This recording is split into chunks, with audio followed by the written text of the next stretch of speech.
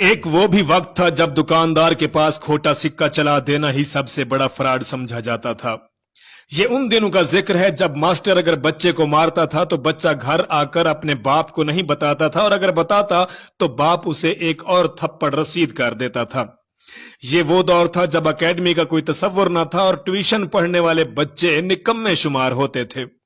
बड़े भाइयों के कपड़े छोटे भाइयों के इस्तेमाल में आते थे और ये कोई मायूब बात नहीं समझी जाती थी। लड़ाई के मौका पर कोई हथियार नहीं निकालता, सिर्फ इतना ही कहना काफी होता था कि पुत्र चल मैं तेरे अब्बे नू दसांगा। यही सुनते अक्सर मुखालिफ फरीक का खून खुश्क हो जाता था। उस वक्त के अब्बा जी भी कमाल के थे। सुबह सवेरे फजर के वक्त कड़कदार आवाज में सबको नमाज के लिए उठा दिया करते थे। बेतलब इबादतें करना हर घर का मामूल था। किसी घर में मेहमान आ जाता तो इर्द गिर्द के हमसाए हसरत भरी नजरों से उस घर को देखते और फरमाइशें की जाती कि मेहमानों को हमारे घर भी लेकर आएं। जिस घर में मेहमान आता था वहां पेटी में रखे फिनाइल की खुशबू मिले बिस्तर निकाले जाते, खुश आमदीद और शेरों की कढ़ाई वाले तकिए रखे जाते, मेहमान के लिए धुला हुआ तौलिया लटकाया जाता और गुस्ल खाने में नए साबुन की टिकिया रख दी जाती थी। जिस दिन मेहमान ने रुखसत होना होता था तो सारे घर वालों की आंखों में उदासी के आंसू होते थे। मेहमान जाते हुए किसी छोटे बच्चे को 10 रुपए का नोट पकड़ाने की कोशिश करता तो पूरा घर उस पर एहतजाज करते हुए नोट वापस करने में लग जाता। ताहम मेहमान बहर सूरत ये नोट देकर ही जाता। शादी ब्याहों में सारा मोहल्ला शरीक होता था और शादी गमी में आने जाने के लिए एक जोड़ा कपड़ों का अलहदा से रखा होता था जो उसी मौका पर इस्तेमाल में लाया जाता। जिस घर में शादी होती उनके मेहमान अक्सर मोहल्ले के दीगर घरों में ठहराए जाते। मोहल्ले की जिस लड़की की शादी होती थी बाद में पूरा मोहल्ला बारी बारी मियां बीवी की दावत करता था। कभी किसी ने अपना अकीदा किसी पर थोपने की कोशिश नहीं की, कभी काफिर काफिर के नारे नहीं लगे। सबका रोना हंसना साझा था, सबके दुख एक जैसे थे। ना कोई गरीब था और ना कोई अमीर, सब खुशहाल थे। किसी किसी घर में ब्लैक एंड व्हाइट टीवी होता था और सारे मोहल्ले के बच्चे वहीं जाकर ड्रामे देखते थे। मासूमियत भरे पुराने दौर में अलमारियों में अखबारात भी अंग्रेजी के बिछाए जाते थे कि इनमें मुकद्दस किताबों के हवाले नहीं होते। छोटी से छोटी कोताही पर भी कोई ना कोई सुना सुनाया खौफ आड़े आ जाता था। जमीन पर नमक या मिर्चें गिर जाती थीं तो होशो हवास उड़ जाते थे कि कियामत वाले दिन इन्हें आंखों से उठानी पड़ेंगी। गदागरों को पूरा मोहल्ला जानता था और घरों में उनके लिए खसूसी तौर पर खुले पैसे यानी कि सिक्के ठिप्पे रखे जाते थे। मोहल्ले का डॉक्टर एक ही सुरैन से एक दिन में 50 मरीजों को टीके लगाता था, लेकिन मजाल है किसी को कोई इन्फेक्शन हो जाए। यरकान या शदीद सर दर्द की सूरत में मौलवी साहब माथे पर हाथ रखकर दम कर दिया करते थे और बंदे भले चंगे हो जाते थे। घरों में खत आते थे और जो लोग पढ़ना नहीं जानते थे वो डाकिये से खत पढ़वाते। डाकिया तो गोया घर का एक फर्द शुमार होता था। खत लिख भी देता था, पढ़ भी देता था और लस्सी पानी पीकर साइकिल पे चढ़ा ये जा वो जा। इम्तिहानात का नतीजा आना होता तो नस्रुम मिनल्लाहि व फतहुन करीब पढ़कर घर से निकलते थे और खुशी खुशी पास होकर वापस आ जाते थे। मौत वाले घर में सब मोहल्लेदार सच्चे दिल से रोते थे और खुशी वाले घर में हकीकी कहकहे लगाए जाते थे। हर हमसाया अपने घर से सालन की एक प्लेट साथ वालों को भेजता था और उधर से भी प्लेट कभी खाली वापस नहीं लौटी थी।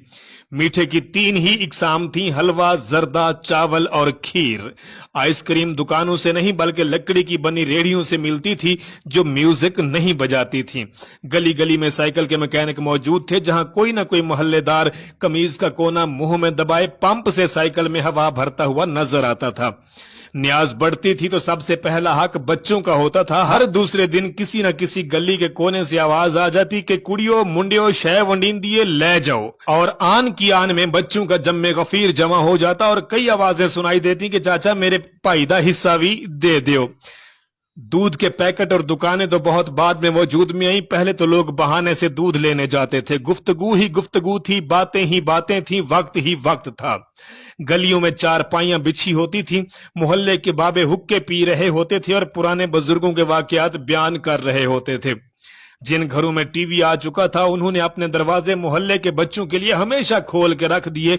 मट्टी का लेप की हुई छत के नीचे चलता हुआ पंखा सख्त गर्मी में भी ठंडी हवा देता था। फिर अचानक सब कुछ तब्दील हो गया, हम कदीम से जदीद हो गए। अब बावर्ची खाना सीढ़ियों के नीचे नहीं होता, खाना बैठकर नहीं पकाया जाता, दस्तरखान शायद ही कोई इस्तेमाल करता हो। मंजन से टूथपेस्ट तक के सफर में हमने हर चीज बेहतर से बेहतर कर ली है, लेकिन पता नहीं क्यों इस कदर सहूलतों के बावजूद हमें घर में एक ऐसा डब्बा जरूर रखना पड़ता है जिसमें डिप्रेशन, सर दर्द, ब्लड प्रेशर, नींद और विटामिन की गोलियां हर वक्त मौजूद हों। 1950 से 1999 में पैदा होने वाले हम खुश नसीब लोग हैं, क्योंकि हम वो आखिरी लोग हैं जिन्होंने मिट्टी के बने घरों में बैठकर परियों की कहानियां सुनी। हम वो आखिरी लोग हैं जिन्होंने लालटेन यानी कि बत्ती की रोशनी में कहानियां भी पढ़ी। हम वो आखिरी लोग हैं जिन्होंने टाटू पर बैठकर पढ़ा, बल्कि घर से बोरी तोड़ा लेकर स्कूल जाते थे और उस पर बैठते। हम वो आखिरी लोग हैं जिन्होंने बैलों को हल चलाते देखा। हम वो आखिरी लोग हैं जिन्होंने मिट्टी के घड़ों का पानी पिया, बगैर बिजली के ट्यूबवेल देखे, नहाए, गांव के दरख्त से आम और अमरूद भी तोड़कर खाए, पड़ोस के बुजुर्गों से डांट भी खाई, लेकिन पलट कर कभी बदमाशी नहीं दिखाई। हम वो आखिरी लोग हैं जिन्होंने ईद का चांद देखकर तालियां बजाई और घर वालों, दोस्तों और रिश्तेदारों के लिए ईद कार्ड भी अपने हाथों से लिखकर भेजे। हमारे जैसा तो कोई भी नहीं, क्योंकि हम वो आखिरी लोग हैं जो गांव की हर खुशी और गम में एक दूसरे के कंधे से कंधा मिला के खड़े हुए। हम वो लोग हैं जो गले में मफलर लटका कर खुद को बाबू समझते थे। हम वो दिल फरेब लोग हैं जिन्होंने शबनम और नदीम की नाकाम मोहब्बत पे आंसू बहाए और अंकल सरगम को देख के खुश हुए। हम वो आखिरी लोग हैं जिन्होंने टीवी के एंटीने ठीक किए, फिल्म देखने के लिए हफ्ता भर इंतजार करते थे। हम वो बेहतरीन लोग हैं जिन्होंने तख्ती लिखने की स्याही गाढ़ी की, जिन्होंने स्कूल की घंटी बजाने को एजाज समझा।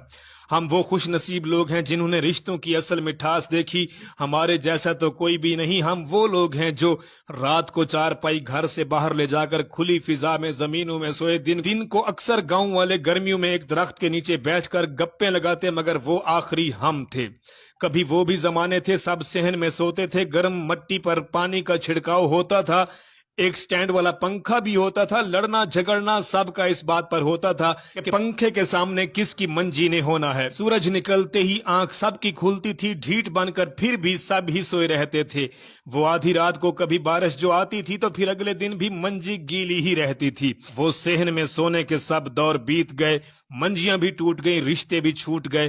बहुत खूबसूरत खालिस रिश्तों का दौर, लोग कम पढ़े लिखे और मुखलिस होते थे। अब जमाना पढ़ लिख गया तो बेमुरव्वत मफादात और खुद गर्जी में खो गया। क्या जबरदस्त पढ़ा लिखा मगर दरअसल बेहिस जमाना आ गया है।